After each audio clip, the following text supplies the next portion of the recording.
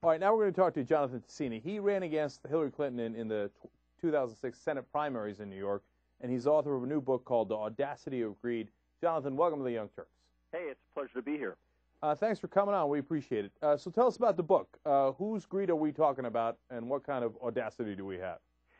Well, I think there's two levels of the greed. One is the greed that I think we've been reading about and seeing, and frankly that the people are furious about, which is the Wall Street greed, the financiers' greed, the incompetence that really drove us over the cliff. But it's, you know, the CEOs that took tens of millions of dollars in pay and packages and pensions, not to mention sometimes billions of dollars in stock options, and left basically workers with nothing. But I look at the greed as not just the individual greed, but a system that over the last 30 years has denied average Americans the fruits of their labor. So quickly, without getting too econ-focused, you know, productivity has been skyrocketing over the last 30 years, and wages have been flat. And so if you look at where the money went, basically we had an economic system, the so-called free market system, that took from the poor and gave to the rich. So let's talk about the main reasons behind that, Jonathan. And he, of course, Jonathan Tasini is also the executive director of the Labor Research Association. So that shift that you're talking about, why did it happen in your opinion? Well, I think it's sort of two reasons. One is the decline of the labor movement. If you look at the decline of the labor movement, it mirrors almost that 30-year period that I talked about. So you're now in a situation where the labor movement represents 7, maybe 8% of the private sector workforce. And it's just a fact. The labor movement created the middle class. The labor movement made it possible for people to make decent wages. And as the labor movement declined, basically people got less, to sort of strip it from all the other, you know, figures and stats and all that. And the second thing is, you know, it's the economic system that I think has been blessed by a bipartisan agreement. And you know, it's easy to talk about the Republicans, but what annoys me as a Democrat, sometimes a reluctant Democrat, but as a Democrat who is, you know, running for the U.S. Senate now, it's our party that has in some way failed in its mission, which I believe goes back to FDR, to represent the regular person, the average working stiff. And we have bought into this bipartisan notion of the so-called free market, which, as I said before, really did not share the productivity gains with workers. All right, but let me ask you a couple questions about that. One, didn't a lot have to do with jobs moving abroad because they offered lower wages? I mean, isn't that a huge part of this equation as well? Yeah, sure, and that's part of the economic system. That's not just a national phenomenon, it's an international phenomenon. The reason, there's only one reason for so-called free trade, or the trading system that we have today. And I say so-called free trade because it's just a marketing phrase. It doesn't really exist in the real world. But it was for one reason only, which is seeking the lowest wage possible. And, you know, the economy it's not like a sunset. It doesn't just, or the sun doesn't just rise in the east and set in the west. The economy is not a natural phenomena. We set up rules that govern that. And as I said, in a bipartisan way, our political system has adopted the notion that we will let companies go abroad, and globally that's true, for seeking the lowest wage possible. Yeah, but, okay, look, I'm a moderate in this, and so you and I might have some disagreement on it. Isn't that absolutely normal, though? I mean, of course they're going to go abroad to seek the lowest wages. How do you stop that? Well, I think you have to have a different system of rules. So, for example, in, again, these so-called free trade agreements, they're not at all about free trade. They're actually about restricted trade, because all they do is put forth all the protections for capital investment, and there's almost nothing there for basically societal standards, either labor standards or environment standards. They're sort of patched onto the side, but the overwhelming philosophy behind them is to basically drive down wages and protect capital investment. That doesn't have to be the way it is. No, but it's not a matter of driving down the wages. It's a matter of going and finding the low wages. And you know what that does eventually is it brings up the standard of living in other countries. Now, as an American, you might object to that, but for the world, I think that's a good thing. I'm all for raising the standard of living in other countries, but the fact is that, for example, in many, many countries, they actually work with slave wages. Now, it's true. It's going from maybe climbing over a garbage heap to being totally poor-stricken, but maybe having a few extra cents. But it is in no way making a survivable living for most of the people. So I just think that's a complete phony argument. No, but what is that? Okay, so they should have no living instead of a survivable living? Pardon me? I mean, so they should have no living? I mean, if the jobs don't go there, they're not going to be better off. They're going to be worse off. Well, what I'm saying is that we have to sit back as a globe, as a planet, as countries that operate in a world trading system and say everybody deserves some basic living standard that does a few things. Gives you shelter, gives you a decent living so you can put food on the table, and you can sort of figure out basic standards. Most of the people in the world, 2 billion people, live on $2 a day. And until we have a trading system that is willing to I think embrace it's too idealistic. I'm sorry.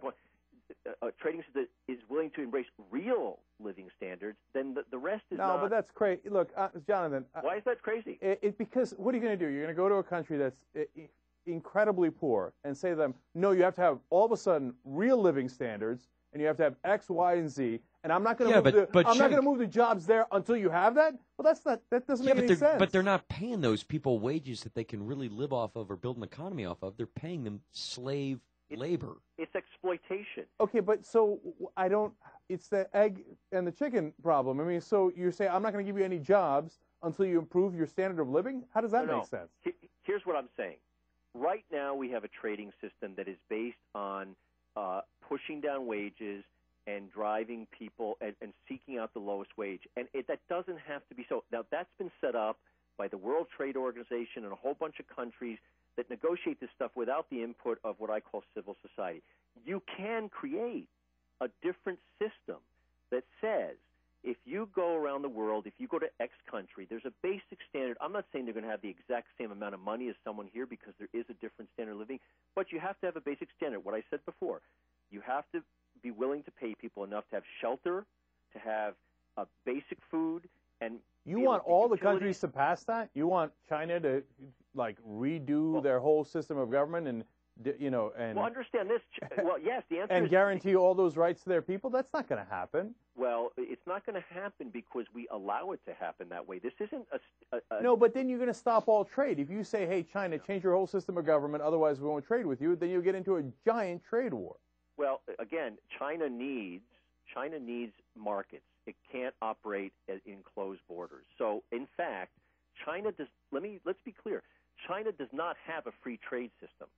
China, the only way China works well is because it gives Walmart a place to come where it actually controls wages. I'm all for actually a real free market, but it doesn't exist anywhere in the world, and certainly not in China where they suppress wages artificially. No, I understand that, and you're not wrong about that. But if you don't send those jobs arrived in China, and what happened was initially, of course, you get more pollution, you get more problems, right? But in the long run, the wages rise, and they have risen, right? And in the long run, the standard of living gets better in China. And in the long run, believe it or not, then they begin to do some environmental controls. And when they got the Olympics, I mean, they wiped pollution from their cities. They did it by fiat, their communist government, so it was easier to do that way.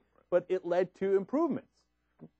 My view is that yes, there's no question there was some improvement. You still have tens of millions of Chinese people working in particularly rural areas in deep poverty. And the people who, if you read any of this stuff, the people who work in the urban areas, the conditions they work under are atrocious, both the living conditions, the hours they have to travel just to get to a job that barely pays them a decent wage.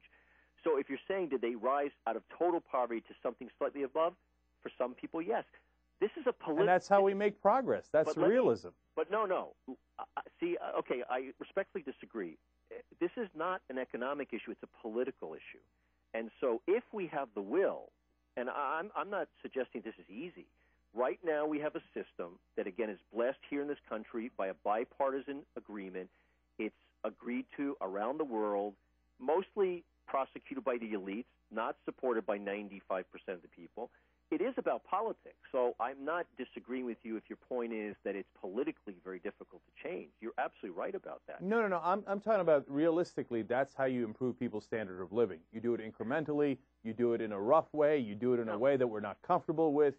et cetera, et cetera. It's not in the, we don't live in the ideal world. We live in a world where progress is incredibly incremental, and you're lucky if you can get it. All right, so my view is this way. The reason we perhaps have a world that you are describing is because people don't have the power, particularly at work. I would say that when Henry Ford and the people in the pre-war era said, well, that's just the way it is, that's why people formed unions, because people said, no, that's not the way it is. No. Let's be clear on that. No, because that's a fine point. I'm not disagreeing with you. That's a fine point, but you're missing my point. No. I'm not talking about the way things are in our government, so we should just accept it. I would never say that. I'm talking about human nature, and you can't, as much as we'd love to, we can't change human nature. Well, what's the human nature part of it? When, as far as progress is concerned, people don't just say, all right, well, let's have all these great new rules, and boom, China, you get a better standard of living. You do it incrementally, and it's a painful process, et cetera. It's not. I'm not saying leave the American government as it is, because we're number one. Don't get me wrong, I'm not a conservative. Okay, right. I'm not a Republican. I get it, but I think that this is the realistic way that you get progress. And but the incremental steps that we've been taking, when you call realism, it's been, in my view, framed by a particular worldview of the free market and so-called free trade and so on. I agree with you that it needs to be done incrementally, but I look at it from a different part of the lens, which is that if we actually said we're going to build a world that's going to have basic living standards in the way I described before, then it is a different conversation. All right. So we disagree on how to get there. That's okay. Right. Let me ask you one other question. We're talking to Jonathan Tasini. He's the executive director for Labor Research Association, the author of The Audacity of Greed, and he's ran against Hillary Clinton in 2006 in the Democratic primaries. You're going to run again in the Democratic primaries against Gillibrand? I am in the Democratic primary against Kirsten Gillibrand, and primarily because of what we all just discussed. It isn't even about the fact that she is deeply disliked and deeply unpopular in the state for supporting the National Rifle Association and all sorts of other things. It's really about the moment in time that I think people are angry, partly because of the audacity, but I also think that people share a lot of commonalities about trying to change that. It's not an easy thing to do, but I do think people are ready for some dramatic change, and this is the moment to do it. So, Jonathan, how do you win? That's the part that's so hard. This race is totally winnable. It is all about the money. You're absolutely right. Unlike when I ran in 2006, there was not a single day that I thought I could win that race because of a whole lot of things. Senator Clinton was very popular. She was actually running for re-election, and she actually did not support the National Rifle Association. Even though I disagreed with her, she was very popular. Right now I'm running against someone who was appointed, has never been elected, is deeply unpopular, as I said, supported some of the most extreme organizations like the National Rifle Association, supported big tobacco, very unpopular, but you're absolutely right. How do you get the money out without, how do you get the word out without money? It's going to be tough, and that we'll see. We are now, we're putting together fundraisers, the whole way things that operate in this world, and we will see. She is going to raise a lot of money from the pharmaceutical industries, Wall Street, and so on. We're trying to raise it from, in some way, like the Obama model, with smaller donors, but there's a whole lot of fundraisers and events we're having all across the country and certainly all around the state. Well, obviously the people who listen to this interview know that you're a real progressive, more progressive than I am, certainly on the trade issues. So how do people donate to you, or what's your website? It's Jonathan Tasini, TASINI.com. All right. And we'd love not just to have your money and your lovely donations, but also people's energy and involvement in the campaign. All right, there you have it. Jonathan, thanks so much for coming on the show. We really appreciate it. It was an interesting conversation. Thanks for having me. It's been a real pleasure.